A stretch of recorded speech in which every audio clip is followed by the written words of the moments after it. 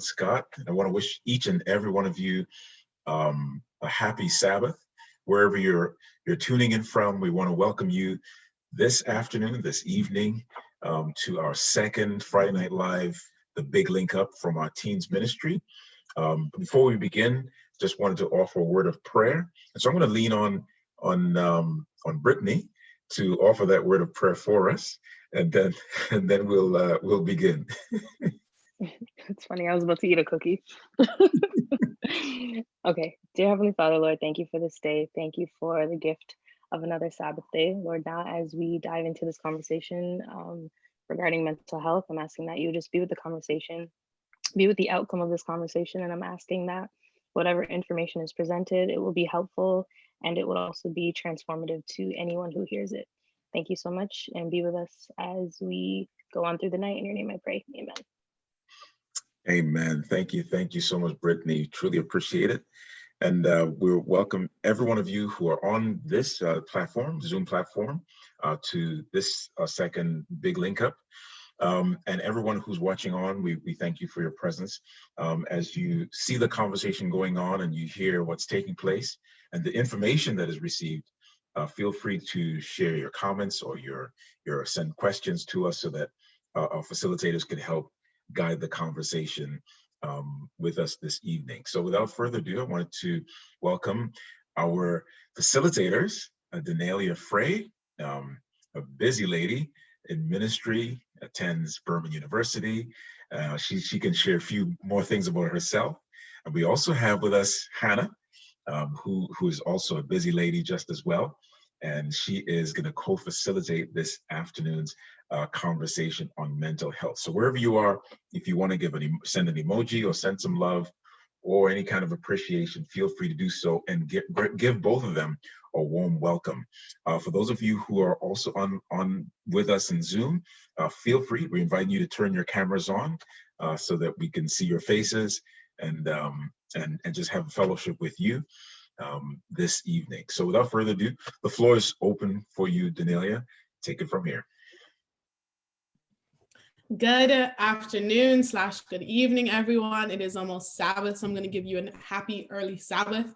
I'm going to ask one major thing of you before we get into this. I need you to drop a reaction because I cannot go through this presentation without knowing that somebody is there. You don't have to turn your cameras on. You don't have to unmute your mic. I just need some reaction. Give me something. Drop something in the chat, y'all. Anything. Okay, there's a couple more. The Lord is calling you to react. Come on now. Anyone? I've seen 3. I'm gonna wait a few more seconds, waiting for y'all to just react. I just need to know that y'all are there. Because the thing about this conversation is that it is an important one. It is necessary, but I'm going to try to present it to you. We are going to try to present it to you in a way that is engaging. So the other thing that we ask of you is that you participate. Mental health is a topic that isn't spoken about enough, but it needs to be. So we're going to get into this. I just want to say a big thank you in advance to the Teens Ministry team, to the Adventist Youth Ontario team, and then especially tonight to my co-presenter, Hannah. Thank you so much for doing this with me, and I am so excited to go into this. So I'm going to give you one more shot. 3, 2, 1, give me a reaction. Something. Any reaction from your reaction button. You can even say something in the chat if you want. Yes. Anything. I've seen a couple in the chat. Nothing else? Okay, y'all. Okay. So what we're going to do. I have a question. Okay, that's okay. Oh yeah, for sure, Brittany. Where is this being streamed? Is it Facebook or YouTube? Facebook. Facebook? Okay, cool. Thanks. Okay, so what we are going to do first is we're going to play a bit of a game. This game is going to push your brains. For anyone that knows me well, you know that I love riddles. I love puzzles. So I'm going to be pushing your brains a bit, okay? I'm going to share my screen. Just let me know if you can see my screen. Okay, I just need to increase y'all so I can see you. Can you all see my screen? Yes, okay. Let me present. So I'm going to present to you this presentation. In the first few slides, there's quite a few, we're going to do some rebus puzzles. So rebus puzzles are pictures, images that symbolize a phrase, something that is common. I'm going to demonstrate a couple of them for you. And then after, I'm going to give you guys a chance to try. Even if the answer is wrong, it's okay. Just try to guess, just try to push your brain. So here's an example of how it goes. This is the image. You need to tell me what this image represents. Does anyone have any ideas? I can't actually see the chat right now. So if anyone has any ideas, Hannah will let me know. Anyone? It looks like a splash. Yes. What does the splash represent? Do you know? No idea. No? Okay, so I'm going to give you the answer for this one. This is green with envy. The splash is green, and then the letter is N and V. So green with envy. Okay, let me give you a couple more just to show you where your brain should be at. This one. Any ideas for this one?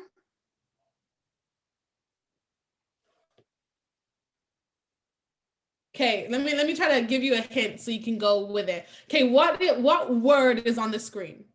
Give me that at least. What word is on the screen?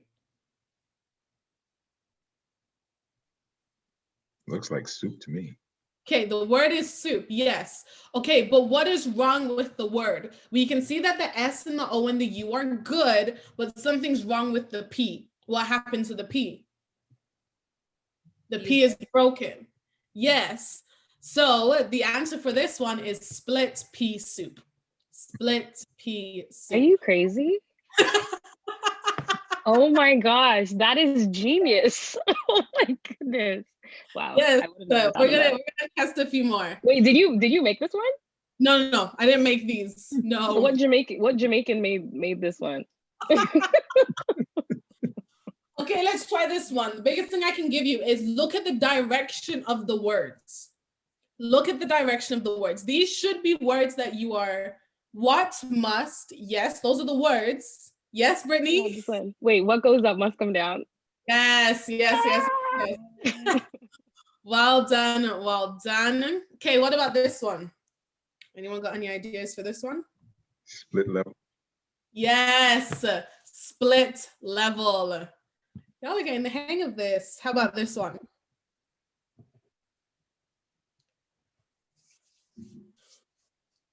This one's a little bit trickier. I'm going to tell you to look at the placement of the words.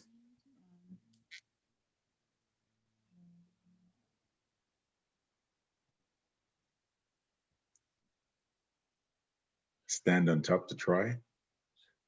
No. Unfortunately, no.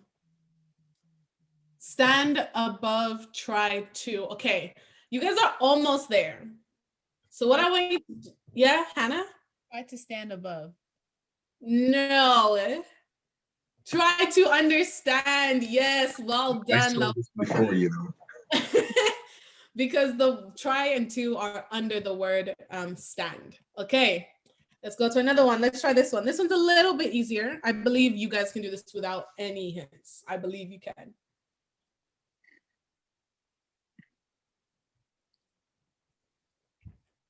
Ooh. Mhm. Honestly, I might embarrass myself. Corner street? Flip it. Street corner? There you go. Street corner. Yes, and you got it as well, Abigail. Well done. Okay, and then I think this is our last one. Okay, this is our last one. Ooh, there we go. The only hint I'm going to give you is English class. Metaphor, yes. Well done, Tristan. Metaphor. Oh, well done. I hope you enjoyed that little game. We're going to go into another activity that Hannah is actually going to lead out. And this is more so in the line of our conversation for the night, which is mental health. Yes. And this activity, it's called the interactive questionnaire. So I'm going to need everybody to participate, and you basically raise your hand or use the yes or no reaction button for the following statements. And if you agree with the statement, use your reaction button or yes or no. So we're just gonna move on to that. So the first one. So iPhone is superior to Android. So we got to know. Yes. Yes. Yes. No. Oop. False. 100% yes. See, I'm not biased, but I'm an iPhone girl, so I don't blame you guys. The only not even close. I would say it's even between the answers, unequivocally false. Oh man, that's an interesting answer. Anyone else? Is iPhone superior to Android? No? Alrighty then. I guess we'll move on to the next one. The early bird gets the worm. So either yes or no. If you're a night owl, you might have a different opinion. You have people saying no, yes, confusion. Yes. No.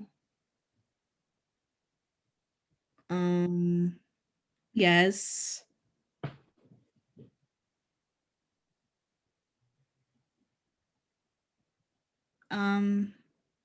Yeah.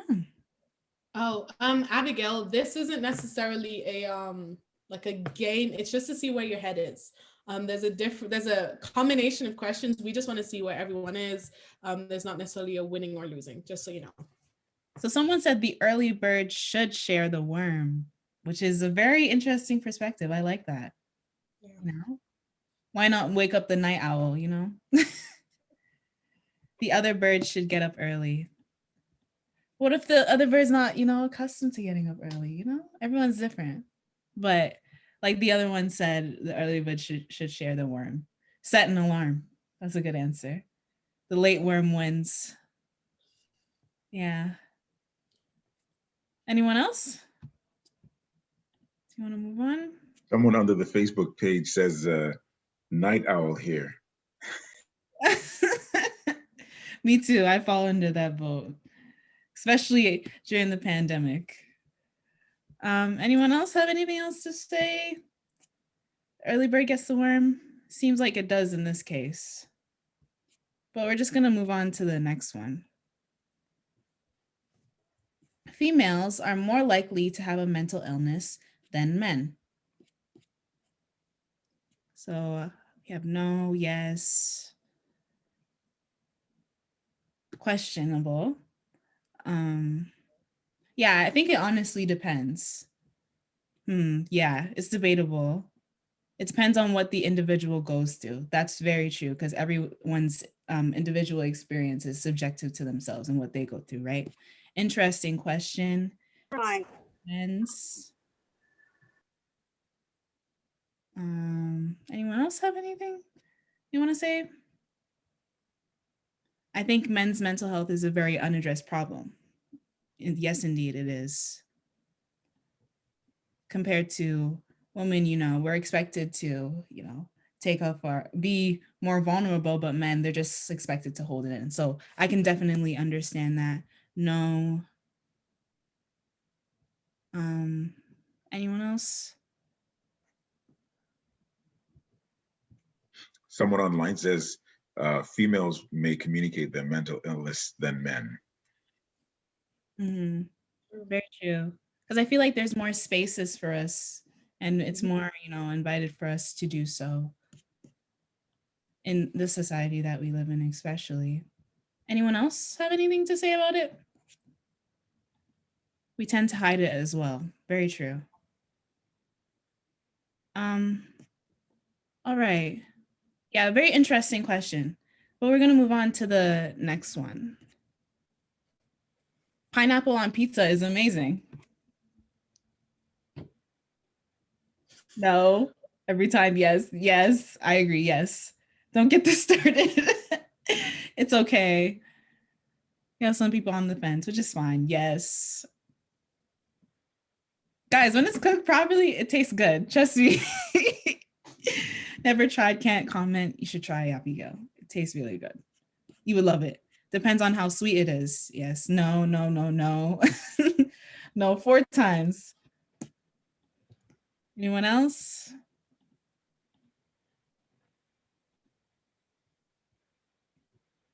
So I guess we have mixed opinions on this because I feel like, there's not just one perspective. It's either you like it or you don't. Cheese on pizza is disgusting. That's not a pizza. But it's all right. Everyone's different. Bread. I eat bread. I like bread too. So no, yeah. So you're just eating bread. It's not even bread with the tomato sauce. That's it. Oh, for our lactose folk. But you have the vegan cheese, right? Yeah, vegan cheese is good. Don't hate. I'll Right. find the right. Come on now, don't sleep on the vegan cheese. There's substitutes for these things. Vegan cheese is gross, sorry. Alrighty. Mixed opinions on this one, but it's okay. We're gonna move on to the next one. Man's eating dough and sauce. English class is fun. Hello, Monte. I think is that how you pronounce your name? Yeah, give me the rest of the fish. Not eating rice. No. English class, meh. Mixed opinion, no. Nope. Yes, no. Depends on if the teacher is fun. Yes, it does. No. Sciences, yes. I think this is just a very broad one because everyone's different, Me specifically, I like English class because, reading and everything and writing is very intriguing to me. But if you're a science person, that might not be the case. Or if you like math, it's going to be different, which is totally fine. We're going to move on to the next one. I used to think it is boring, but I love reading books now. Like reading, dislike Shakespeare. I agree. Yes, I love to learn my upper cases in grade 8. Depends on the teacher and the work. So now it says here, medication is the best treatment for mental illness. No, no. Yes and no, depends on the illness. No, yes. Yeah. Yes. Anyone else? No, you can seriously get hooked. Solution unclear. In combination with other treatments, yes. Anyone else have anything to say?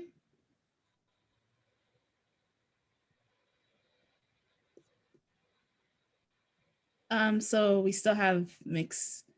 Shouldn't be the only thing, but some illnesses can be regulated by medication, which is very true. Someone online says, if it's all there is, I suppose they're saying last resort.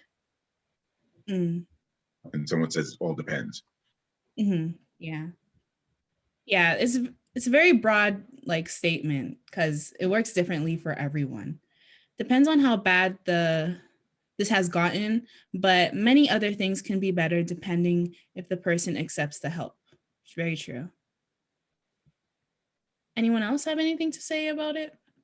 You want to move on to the next one? If not, we'll move on to the next one. So playing a game is only fun when you win. No, no, no, no, no. Wow, we agree on this. Depends on who you're playing with. Yes, it do. Yes, it does, because some people can be very competitive, So it all depends on that too. And it depends on the, attitude that you have while you're playing the game also. If it's a gangstinalia, then yes. Oh man, what does that mean?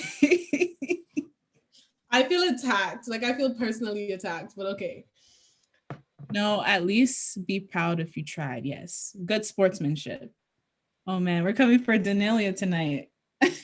My cousins and I don't play to lose, but with the rest of the world, I'm normal. Yeah, it definitely depends on who you're playing with. So I guess somebody says you can't go wrong when you win. you can't. That would be Sonia. Man. Depends on the reason I'm playing. Interesting. Anyone else? Anything else to say? Not, move on to the next one. Depends. There should be designated nap times at school. Someone said depends on your age. Personally, I think we should have nap time at school because as soon as I hit high school or elementary school, I noticed that I began to become more tired. So it's definitely needed, especially university too, because we need the sleep. Nap time in school should be allowed during any break. They should. They should just have a room with beds, they clean the beds and everything. And then you just have your time slot to sleep for like 15 minutes because, taking a nap for 15 minutes, it's scientifically proven that it helps you be more alert and, focus on the tasks that you have. So that would help. I would rather just go home. Yeah, I heard that. I hate napping. Everyone's different. No, sleep at a reasonable time at night. Very true. Yes, agreed. School ends early for me. So majority of us said yes, and some of us said no, because, napping is just not for us, but that's okay. So we're going to move on to the next one. People with a mental illness are generally violent and dangerous. No. No, not at all. I agree. Not always.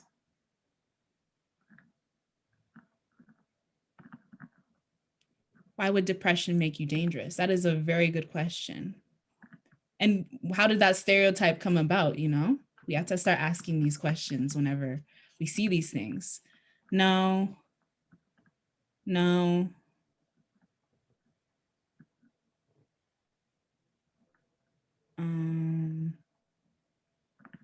Yeah, but majority of the answers here are no, so we can agree with this because it looks different for everyone, right? It's not categorized as one thing or, one set behavior. Move on to the next one. Summer is the best season. Yes, I agree. Yes. Irrevocably. Yes. I feel like if you just live in a cold country, you'll appreciate the warmth. So summer, it's a 10 out of 10. Yes, of course. Yes. It seems like we got all yeses. Questionable. What season do you like, Tristan? Or do you prefer one over summer? Because you just can't take the heat. Even though I'm a winter baby, me too. I feel like when I was younger, I liked winter more, but now that I'm older, I appreciate the sun a bit more. Spring and fall for me. Oh yes, very nice seasons. Summer is good. No, someone said no. Well, okay, majority of us said yes, but we all have our preferences when it comes to seasons, right? What we can tolerate. Spring is my favorite, fun to watch nature grow. Very true, and it's very beautiful, especially now. Fall is very beautiful as well because you get to see the leaves change colors, And that's a very beautiful sight to see. And we'll move on to the next one. Apple juice is better than orange juice. It's going to cause some controversy. No, depends on my mood, depends on the brand. It does depend on the brand. That's a very good statement. No, yes. I don't know. Like the other day, I was thinking because lately over the pandemic, I've just been drinking orange juice and I feel like I'm growing more tolerant to it. So I'm liking it a bit more than apple juice, but it's it depends on what you drink more. I like them equally, not for breakfast. Allen's is the best. Yes, I like that answer. Allen's is the best apple juice. They're both kind of lacking, to be honest. Well, for this answer, it just depends on what you like and what your taste buds prefer. But, well, I drink both every day, so I tie. That's a great answer. I love that. So we're going to move on to the next one. You can tell by looking at someone if they have mental health. Someone online, Hannah, says you can't compare oranges to apples. You can't. No, you cannot do that, guys. Two different fruits, two different tastes, two different purposes. It's not possible. So here it says you cannot tell by looking at someone if they have mental health issues, and majority of us are saying no, not at all, which is very true. You can't tell until you actually get to know the person and see what they're going through and actually have these dialogues like this, right? I don't think it's impossible. Anyone else? On most occasions, no, but there are physical signs depending on the illness, like cutting and depression. Very true. Yes, it is noticeable if you care and if you pay attention, very much so. And if we can notice the signs from early on, right? But for some people, it's easy for them to hide and mask what they're going through and their mental health issues. So sometimes it's not readily detectable as it can be, but when the signs appear, like they show like massively. Anyone else have anything to say? If not, we'll move on. Ice cream is better than frozen yogurt.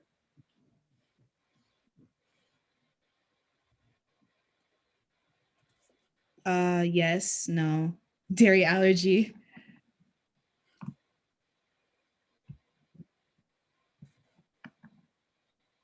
Dairy allergy, yes.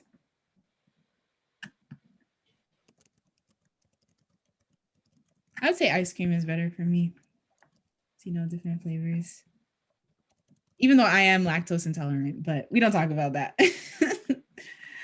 Yes, I'll choose Dairy Queen over yogurt any day. Depends on where you get it. Okay.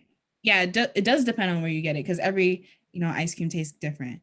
Never had frozen yogurt. Ooh, you should try. It's not bad. So if there's no more responses, I'll move on to the next question. And for this question, we want which is good for your health or your appetite. Well, I would say ice cream. Ice cream is good for your appetite and frozen yogurt is good for your health. But, there's certain alternatives to ice cream because you don't have to have dairy all the time. And that could still be ice cream, and that could still be good for your health too. So it could be that as well. But yeah, we're going to move on to the next question. And for this question, I'd like everyone to participate and try to say something from Facebook if you're in the Zoom, because this is a very important question. Everyone has mental health.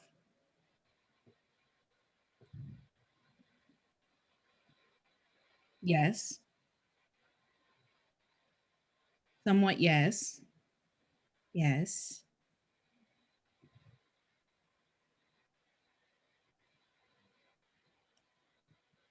Yes, in their own way. Very true. We struggle with something. Yes.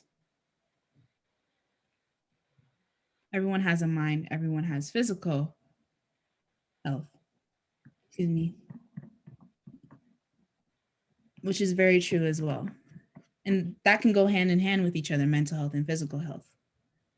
But yeah, so far we have a resounding yes to this statement because as the person said here, if you have a mind, your health is going to be pegged onto that, and things that happen to you is going to affect your mind as well. So yes, that's the end of the activity. And I just want to say thank you guys for interacting. And I hope that we'll continue to keep you engaged throughout the rest of this program. I'm just going to hand it off to Danelia for the rest. Just want to say a big thank you to Hannah for leading out that activity and facilitating so well. Some of you may have been wondering, what are we doing? Why are we talking about pineapple on pizza? Why are we talking about iPhones? The coolest thing about this activity is that you see that there are people on different sides. There are people that are for, there are people that are against, and there are also people that are in the middle. Everyone has a different perspective. And that's the same thing when it comes to mental health. Mental health looks completely different for all people. So we're going to dive into this conversation. And I hope that you are able to learn something. Maybe you already know a lot of the information that I'm going to give you, maybe not, whatever it is. I just hope you're able to get something that you can share with someone else. Okay, let's get into this. What is mental health? Mental health is a state of well-being in which individuals are able to realize their own abilities, cope with normal stresses of life, work productively, and contribute to their community. Mental health includes our emotional, psychological, and social well-being. We all have physical health, right? We all check in with our bodies. We make sure we're eating correctly. We make sure we work out. We are trying to look the way that we... Hey, may you repeat what you do? Oh, what I do, as in for work? Sorry, just responding to the chat. Do you mean what I do for work? Okay, so hello everyone. My name is Danelia Frey. I'm in my first year of university at Berman. I am studying secondary education to become a high school teacher with a major in social studies and a minor in math. On this side, I am very passionate about creating spaces for youth to be able to have conversations so that they can grow. And I'm very passionate about mental health, especially mental health within minority communities. That's a little bit about me. I'll let Hannah do the same. Okay. Hi guys, I'm Hannah. I should have introduced myself at the beginning, so I apologize. But I, like Danelia, am in first year and I attend York University for linguistics and language studies. And just like Danelia, I'm passionate about mental health, seeing that, it affects young people, especially, marginalized communities, as she said, like greatly. And I think it's great to have discussions like these to educate one another so that we can best support one another. So yeah. Yes. Thank you so much for reminding us to do that. Okay, continuing on to what is mental health. We all check in with our physical bodies. We all check in with how we are, what we're doing, what we're going through. We all have physical health, but we don't all have physical illnesses. In the same way we all have mental health, we just don't all have mental illness. With our physical health, we are often checking in with our bodies, right? When it comes to our mental health, it is important that we check in not just with our bodies, but with our minds. Check in with our thoughts, our feelings, and our behaviors. The state of our mental health actually affects our physical health, the way that we think, the actions that we take, and the way that we interact with other people. So right now, I just want to pause for a moment and ask you, on a scale of 1 through 10, or 0 through 10, I don't know where you are right now, how are you feeling? You don't have to go into details, just give me a number. Between 0 and 10, how are you feeling? Are you at an all-time high? Are you low? Are you in the middle? Are you surviving? Where are you? Okay, I see 3, 6, 4, 5, 9, 7, 5. Okay, so I'm gonna ask you that question again at the end. I meant to ask you that question earlier, but I'm going to ask you that question again at the end. You may see someone put in the chat a 9, and you may see someone put in a 0 or a 3. Just because someone is at a 9 doesn't mean they are any better than the person who is at a 3. It's just how we are feeling in this moment. And I want to encourage you all to consistently check in with how you are feeling throughout the day. What number are you at? How are you feeling? What's going through your mind? So that is your quick daily mental health check-in for the day. And depending on who you are around, you can go into conversation about how you are feeling. Why are we talking about mental health? So the first question I have for you, for those of you in the Zoom, as well as those of you who are watching through live stream, when you hear the term mental health, what is the first thing that pops into your mind? Not the second or the third. What is the word? What is the movie? What is the song? What is the action? What image or word comes to mind when you hear mental health? There's no right or wrong answer. It's just based on you. Well-being, illness, wholeness. I want to hear some answers. Give me a couple more. Feeling, judgment, yes. Judgment, depression, and anxiety. Yes, Hannah? I was just reading. Oh, sorry. All right. Anxiety.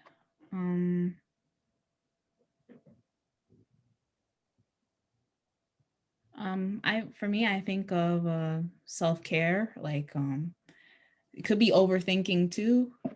Not enough people talk about it. Hmm. Yeah. So like almost taboo or rejected or neglected. Fear. Very true. Yes. Another word you could say is stigma. A lot of Yes. around mental health and what people think about that. And that could correlate with judgment. Yes. Thank you so much, everyone, for sharing your thoughts. I know there are a couple of things in the Facebook chat as well. Someone said, my therapist, a person's well-being, how someone is feeling. Thank you so much for sharing. When we normally talk or think about mental health, we often think about particular mental illnesses such as depression, bipolar disorder, schizophrenia. Mental health is about so much more than mental illness. All of us have mental health. There are so many barriers to mental health treatment within certain communities. For those of us who are in minority communities, it is harder sometimes for us to get the help that we need. Sometimes resulting in us keeping it inside, therefore causing it to have bad effects on our mind, on our emotions, and on our body. How does mental health affect us? It affects our communication skills, relationships, and life transitions. It influences our capacity to learn and communicate. It influences our ability to form, sustain, and end relationships. And it influences our ability to cope with change, transitions, and life events. Why are we afraid to talk about mental health? If you want to put it in the chat, anything, why do you think this is a conversation that we don't have? Why do we fear it so much? Anyone feel free to answer.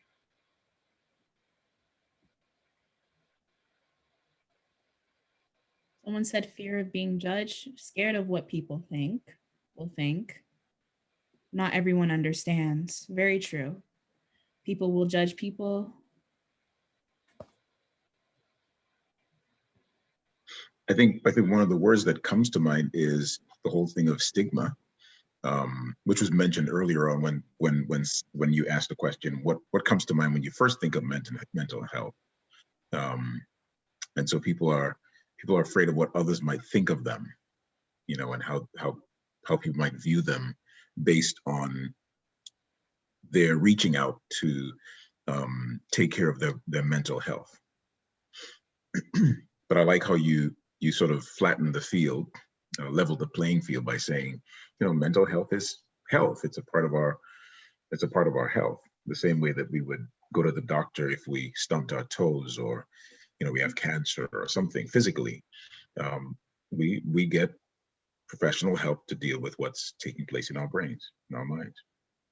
So true. Very true. And if only that were put on the same pedestal in our society, then people would understand it more and wouldn't have such judgment towards it. Another person said afraid of being called weird, a lack of empathy from others. So true. And that comes from misunderstanding and lack of education, of course, unfortunately. Is there any comments in the Facebook chat? Yes, so someone said society deems it as bad. If we don't talk about what we are going through, it can do damage to all of us. And people label us as crazy. It's a stigma. Very true. Are parents allowed to speak? Yes, parents are allowed to speak. This is a free space. Anyone can speak. Hi, this is Sahara and Little G's mom. Hi, Anna. For me, the way I view mental health is the stigma that goes with it can also be cultural, because some of us are from backgrounds where if you seem to have mental health, you're looked at to be crazy. And just by you guys doing this, as Pastor said, it levels the playfield, because this is bringing awareness from an early age for us to know that it is a thing, it is something that we have to deal with, and we need to support each other while we're dealing with it. So I really appreciate this session, because a lot of young people are suffering from mental illness, and we don't know because they're afraid to speak about it. So this is really good. So a part of it, the stigma that goes with it, can be cultural from my experience. Mhm. So we have to take that into consideration and speak more. Yeah, for sure. Thank you so much for sharing. Thank you. Yes, so continuing with this question of why are we so afraid to talk about it? Some of you have mentioned it. There are so many terminologies and words that are thrown around freely. Psycho, weirdo, crazy, schizo, basket case, and wacko. These are negative terms that have been associated with people who have mental health issues. Are there any other terms or words that you have heard that have a negative impact on the way that we view mental health? Any that you've heard? So I mentioned psycho, weirdo, crazy, schizo, basket case, and wacko. Are there any other ones that I may have missed? Mad. Very true. Some even people, crazy, true. Some people even resort to using the R insult or R slur. I don't know if I don't really want to say it out loud because it's derogatory, but a lot of people resort to that. Unfortunately, crazy, mad. Any other words? Can you tell us what it rhymes with? So at least we have some people may not know. What it rhymes with?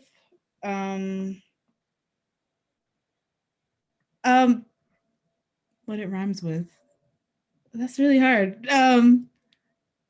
Just know that it has the word tard in it, and it says more. Yeah, it's a French word for slow. Yes, very slow. It rhymes with mustard. Mustard. Yes, it does. Okay, thank you for sharing those thoughts. I want you to think about this the next time that you hear these words. Why is this word the word that is used? Oftentimes, what happens in society is when something doesn't conform to the norm that is expected, don't conform to the standard of dressing, the standard of speaking, the standard of acting or behaving, we like to push it aside. So it's not necessarily that anything is wrong with the person, it's just that they are different. Their perspective on life is different. The way they interpret the world around them is different. So the next time you are inclined or are drawn to use any of these words, think. If someone were to say this word to me and I just view a situation differently, how would I feel? The negative feelings that people have toward people with mental health issues is called a mental health stigma, which is a word that we have been hearing already. Mental health stigmas keep a lot of people from seeking help for various mental health issues. When you were younger and feeling sad, a friend or family member may have told you that talking about your feelings makes you soft. That simply isn't true. It doesn't make you soft. It doesn't make you anything. It makes you human. Because the longer that you keep it inside, the more that it is going to break you down and slowly chip away at you each and every day. So it doesn't matter who has said it, whether it's your best friend, your mom, your dad, a family member, speaking about how you feel is important. Who you speak to is also important. Are you speaking to someone that you can trust? Someone who will care for you and will guide you in the right direction? Maybe you need someone else to talk to. Maybe you need professional help. Maybe you just need to implement self-care into your day more often. There are different ways that mental health issues and mental health look for each person. There are different stigmas and different expectations within various communities. Sometimes we expect men to just always be tough, to not talk about how they feel. And that's damaging. We want our communities, we want everyone who is surrounded who we are surrounded by to know that this space, this conversation, any conversation they have with us is one that is safe.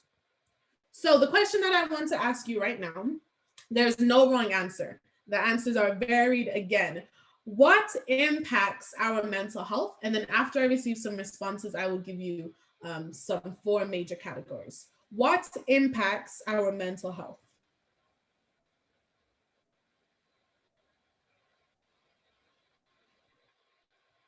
Someone said circumstances in life, media, very true.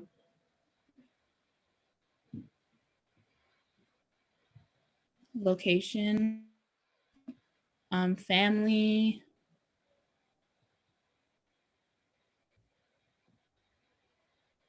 social media, very, very true, especially nowadays. What happened to you in the past, very true.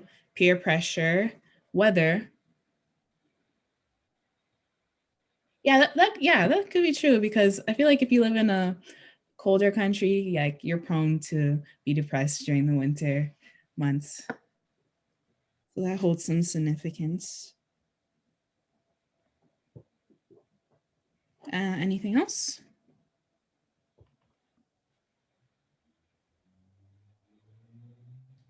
In the chat, we have someone who said life, pain, work environment.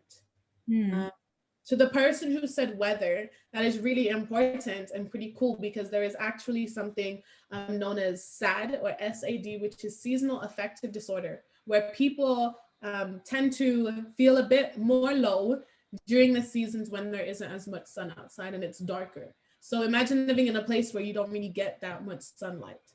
Someone also said diet and disappointments. Also school too, because school stress is very real. And especially if, you're drowning in schoolwork and trying to balance things with home life or things going on at school, that can take a toll on your mental health as well. Someone also said lockdown, which is something that we are all facing right now. Yes. Before I give you an answer, I just want to refer to something that was left in the chat. Someone said, I feel Black people are labeled by the European society as not having mental health issues. So we are overlooked or dismissed and cannot get the help we need. Some people think we are just overreacting. Our feelings aren't real. If you or anyone has ever felt that way, and many of us do feel that way just because of the society that we live in, recognize and know that your voice matters. That is a phrase that we hear all the time, but what does it really mean? It means that however you feel is important. I'm someone who works with young children, very young children, sometimes a lot of 4-year-olds, 3-year-olds, and they will have they'll just have a whole tantrum and get upset when they can't find their toy. And I may look at them and wonder, you don't even have papers to write. You don't have to go to school. You just get to play all day.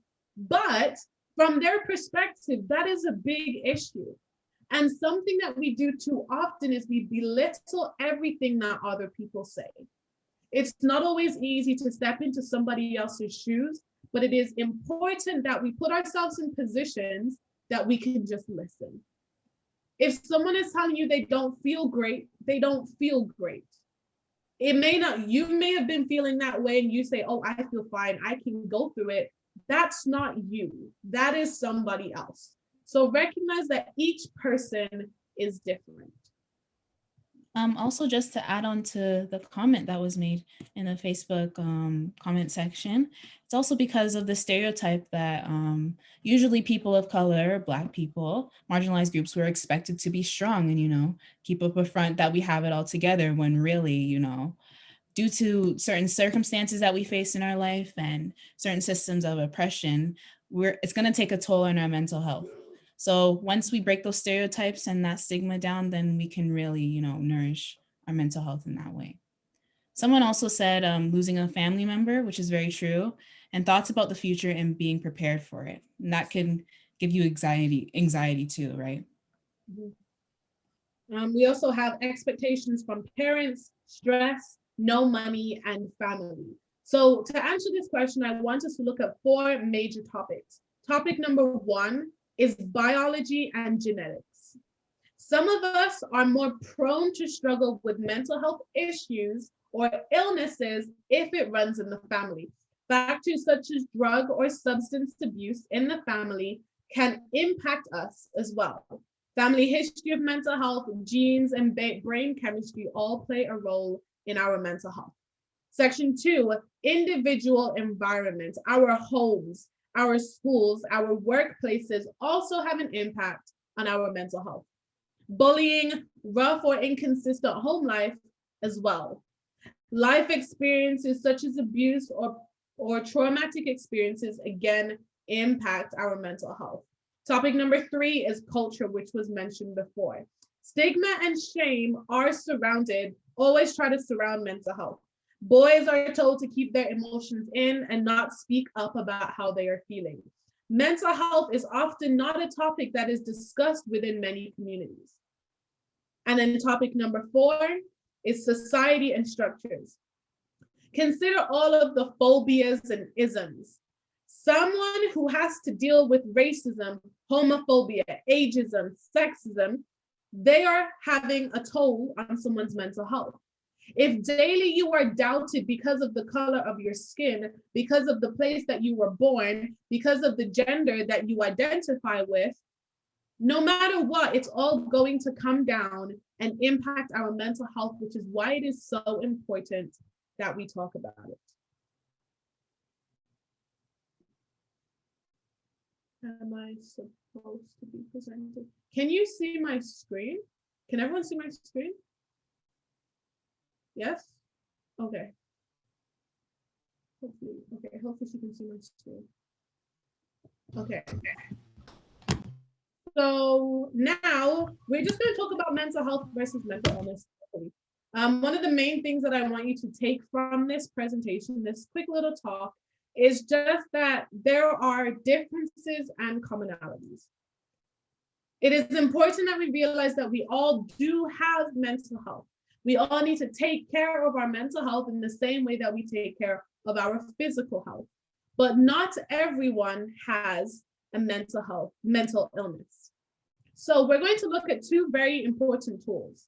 They're kind of big, but I'm going to try to simplify them for you so that you can learn how to understand them and see them in the future. So the first one is known as the mental health continuum tool. Okay, this big chart can show us kind of where we are. So oftentimes with some of my friend groups, we'll just come together and just quickly look at this sheet and just check off where we are. Where are we feeling? And normally wherever most of our check marks lie gives us an indication of where we are. So when we kind of move from healthy to reacting to injured to ill. So we can see that it affects our mood, it affects our thinking and attitude, our behavior and performance, physical changes, and then also addictive behaviors. I'm just going to look at one section just so that you get an idea of how it works. So in terms of your mood, when you are healthy, you have normal mood fluctuations. Maybe something happened and you get sad, normal, something happy, something good, you feel better. You're normally calm and you're a bit more confident, not necessarily confident in the typical sense, but you know where you are and what you're supposed to be doing.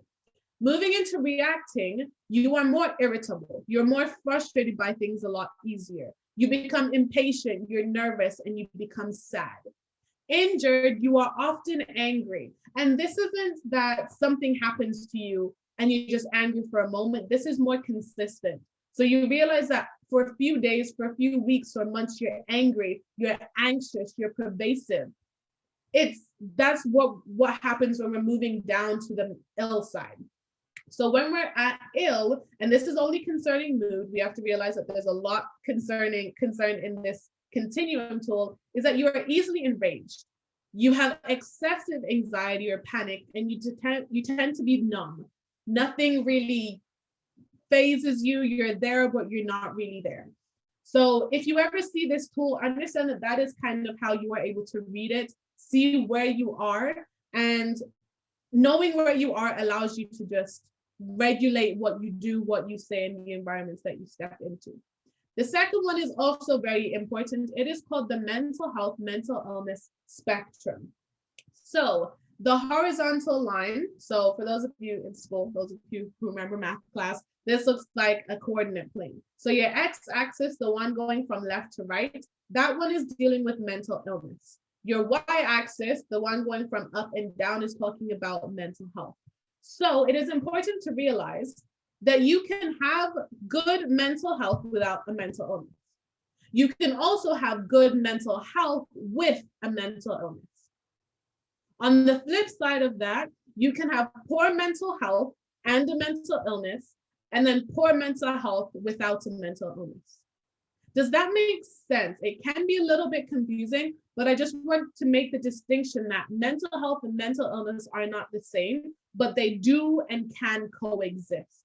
It just depends on how you react and deal with it. Okay.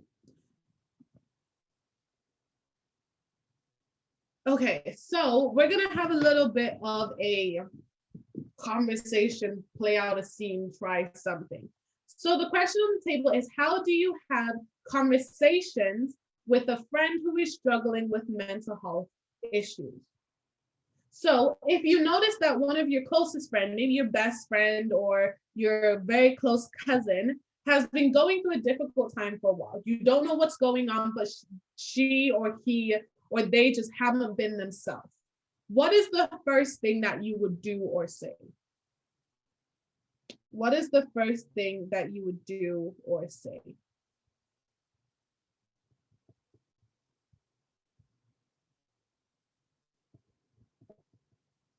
Anyone? Anything? I would say they seemed off. Are they okay? Yes, that's good. That's a good one. I want a couple more ideas. Your best friend, they've just been off. They're not answering your calls. They're not as bubbly as they used to be. What are you going to do or say? Now, this is provided that people who have a mental health issue or struggling with something, they've shared something with you. That's the assumption that you're asking the question, or so they haven't shared anything with you. Oh, so they haven't. Okay. How something's not usual or how they normally are. Because remember, our mental health affects the things that we say, the things that we do, and how we feel. So you may not know that someone is struggling with their mental health, but you are able to recognize that there is a shift in their behavior. If you see that shift, what are you going to say? Abigail said you could say something like, I'm worried about you. You haven't been yourself lately. Yes, I like that.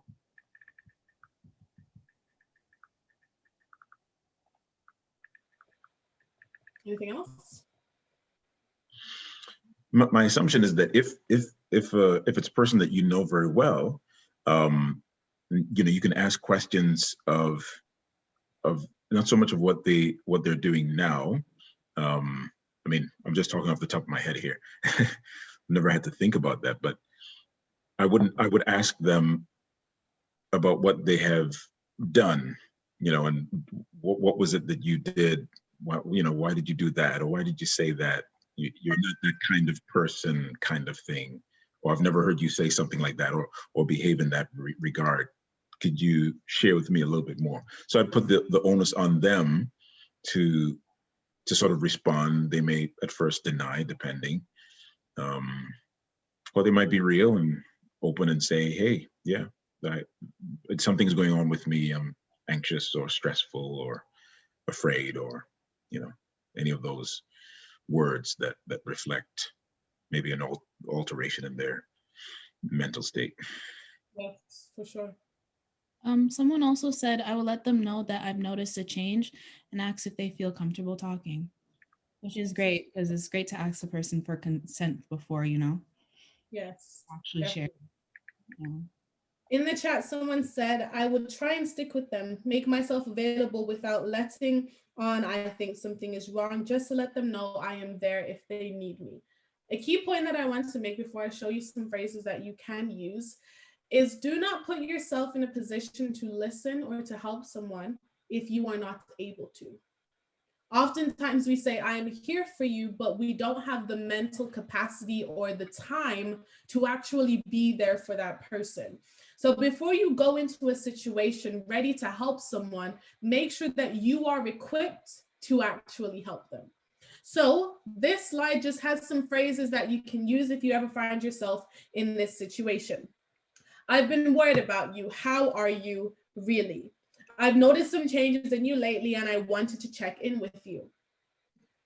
It sounds like you're having a tough time. It must be really hard to try to hold everything together when you're feeling this bad. When did you start to feel like this? Did something happen that started it? I understand, or maybe you can say, I don't understand. How can I help to find you help? And also encouraging someone that just because they don't feel like themselves does not make them weak. It takes courage to speak up. It takes courage to acknowledge your feelings. Here are some phrases that I actually want you to avoid. Actually, before I go into that, do any of you have any recommendations of phrases we should avoid? So your friend is going through a hard time. What are some things that you should not say to them, like at all? You can use some of the phrases that we've used before. What are some things that we shouldn't say? Suck it up, definitely.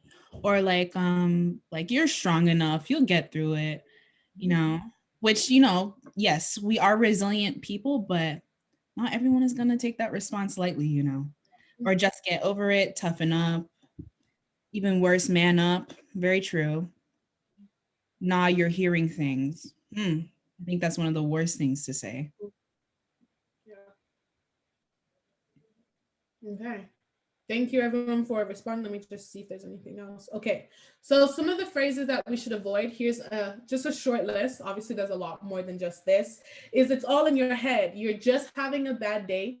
I'm sure it's nothing to worry about. Man up, you can deal with this on your own. Why are you talking about this stuff? You don't want people to think you're crazy. Counseling is for sissies. What will your family say? None of these phrases are comforting. And I really hope that we are able to realize that and that we can avoid using them. Oh, somebody said, don't say tough it up, get over it. Everyone goes through this. Yes, those are all the phrases that we should avoid. This is just going into our little talk about how language really, really matters. So we spoke about stigma. Oh, yes, Pastor. And I was just going to mention something. If you can go back to the last slide, these comments really reflect the culture. Oops, I'm sorry. Some of these reflect the culture. You know, man up, as if to say you're not supposed to feel bad about yourself. You're not supposed to, you know, to be reflective. Counseling is for sissies. You know, I used to hear that when I was growing up in the Caribbean. And you'll hear that quite a lot in especially in the 1040 window, with people who have this idea that only crazy people go to counselors. You don't have to go. You're fine. Everything's okay. It's just in your head. You're gonna get over it.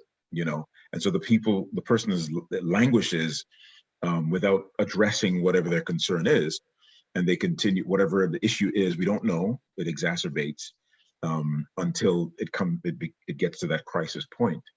So I just thought that I'd reflect on the fact that some of these phrases go to confirm or affirm some of the cultural framing behind mental health. Oh, another thing I wanted to add on to Pastor Scott's comment, because it was really good. I was just thinking about times, like especially like with friends and everything and their experiences with their parents, they would hear like, or when they would share their mental health experience with like older adults, let's say from Caribbean background or, an ethnic background, like they would say like, hey, I'm struggling. And then they would automatically come in like, back in my day when I was struggling, I would just work at school, I had to do this and that, and yet my mental health is fine. So comparing your mental health to someone else's is also something you should avoid as well, because everyone's different. Definitely. There are a couple other things in the chat. Someone said, I also think you shouldn't try to equate their struggles with yours. As was just mentioned, it's not about you. And then also anything that diminishes their experience or what they are going through are things we should avoid. Okay, so we're talking about this being intentional. Oh, Deborah, would you like to say something? Feel free to. Thank you. That's why I made the comment earlier in the chat pertaining to us as a culture. It is not just other ethnic groups that tends to make us feel the way we do. It's also our own, our very own. And as a culture, I think we definitely need to break away from that. As I think it was Hannah that mentioned pertaining to parents. So as a parent, yes, I've went through it this way. Doesn't necessarily mean that my children can handle it the same way I was able to go through it.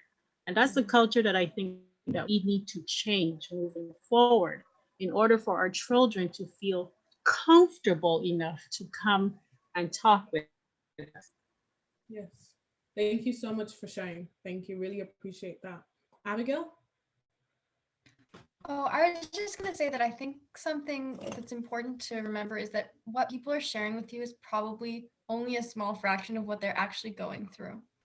So even if what they're saying doesn't sound so bad, there's probably a lot that they're not comfortable sharing. And it's sort of like a tip of the iceberg situation.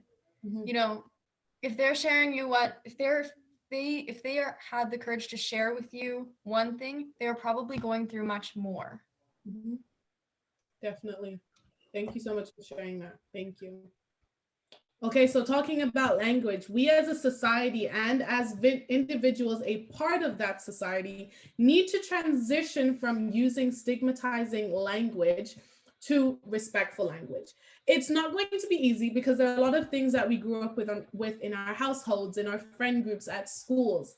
But it is important that we intentionally try to transition from stigmatizing language to respectful language. So this is a list of some phrases that are stigmatizing. So this drives me crazy. This individual suffers from depression.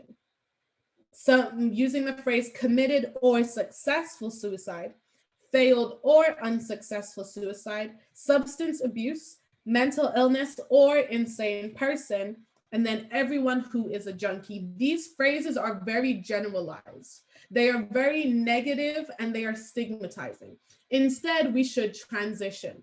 So instead of saying this drives me crazy, we can say this bothers me, or this annoys me, or frustrates me. Instead of saying this individual suffers from depression, we can say they live with or they are experiencing depression.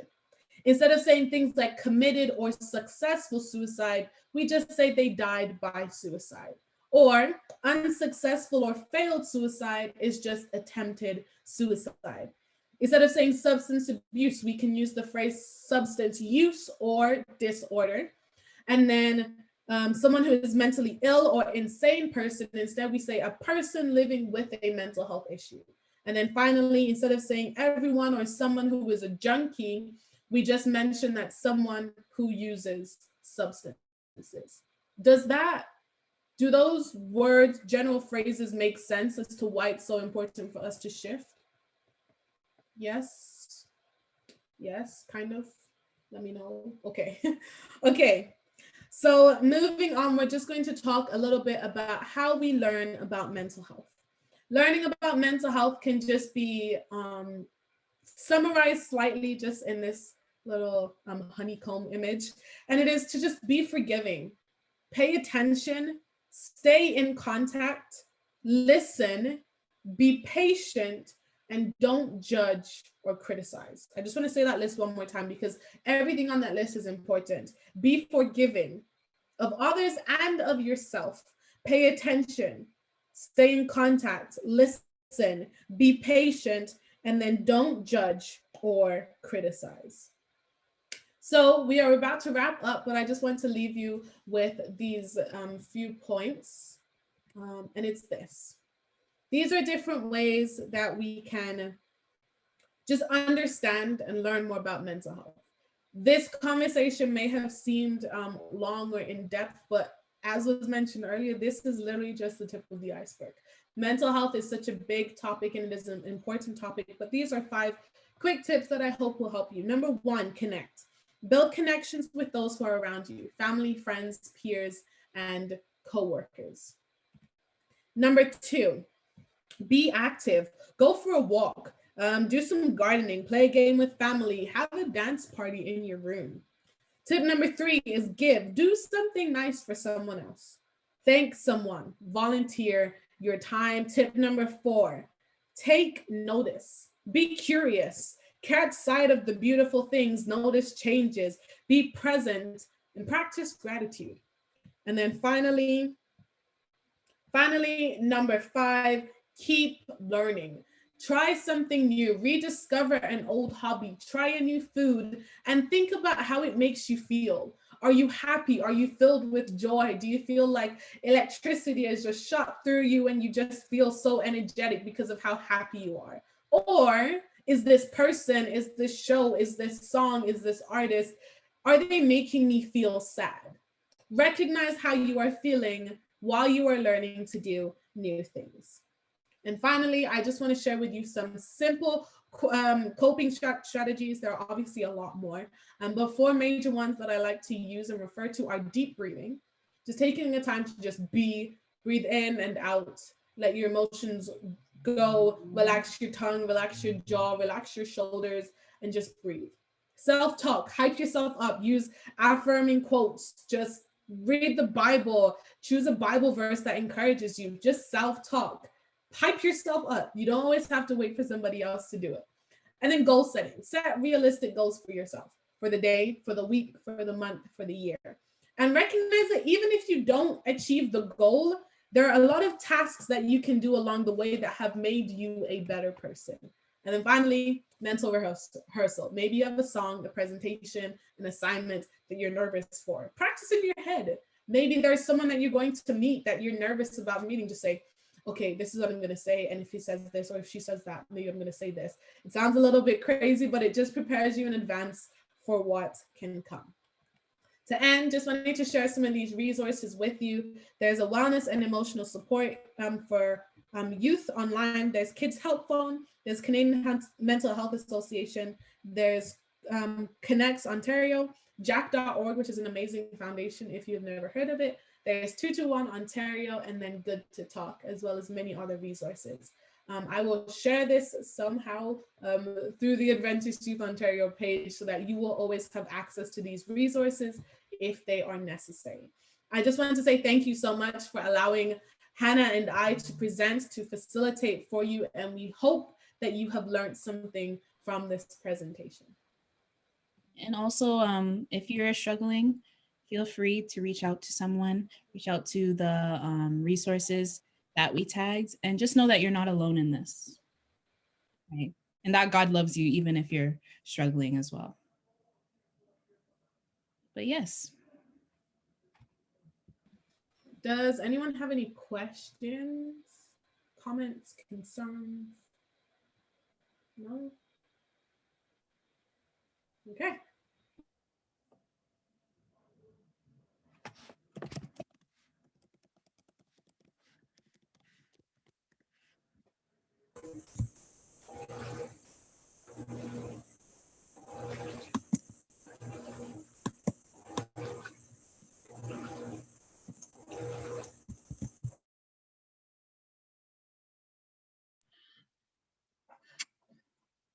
All right, anybody with any questions before we close out?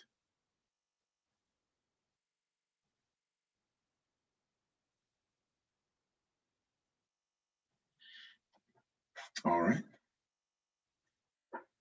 Looks like everybody's giving and expressing their thanks, and that's a good thing for us to be able to do. I want to thank Danelia and Hannah for a job well done, and I want to thank also the team that helped to make tonight a reality. So wherever we are, just put our hands together and just celebrate. You can use any of the emoticons or any of the emojis and just celebrate these 2 young ladies who are doing some powerful things. Feel free to do so. And online, I want to thank each one of you for all the comments that you gave, that you sent through, questions. You sent really pertinent comments as well. I saw one counselor, Mickey Hutchinson, on there as well, giving some pointers. Some of you are counselors who listened on, and want to thank you for your commentary, because you have, some years of experience, even more than this young crowd. But it's good that this young crowd is taking some time to talk about this very, very important topic, from our teens ministry component here at Adventist Youth Ontario. We also want to thank all of our parents who asked questions and who came through. We love our parents. We love our pastors and all of our leaders supporting our teens. And we truly appreciate your presence here this evening. Before you go, and before we ask Hannah to offer the closing prayer, wanted to just share with you this video, and it's really an infographic relating to our Youth Week of Prayer, or Youth Week of Spiritual Emphasis, that will be taking place beginning tomorrow evening at 6:30 p.m. And so wherever you are across Ontario, we want you to be reminded of it. You've probably seen flyers and infographic before, but we're going to play it for you so that you can hear it and be aware of it. So just in case you haven't seen it, we want you to be